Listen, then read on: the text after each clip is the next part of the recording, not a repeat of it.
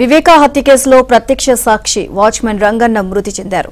కొన్ని రోజులుగా తీవ్రమైన అనారోగ్యంతో రంగన్న బాధపడుతున్నారు. రంగన్న ఆరోగ్య పరిస్థితి విషమించడంతో పోలీసులు పులివెందుల నుంచి రిమ్స్ కు తరలించారు. చికిత్స పొందుతూ రంగన్న మృతి చెందారు. వివేక కేసులో రంగన్న కీలక సాక్షిగా ఉండడంతో పోస్టుమార్టం నిర్వహించాలని ఆదేశించారు. రేపు రంగన్న మృతదేహానికి పోస్టుమార్టం నిర్వహించనున్నారు.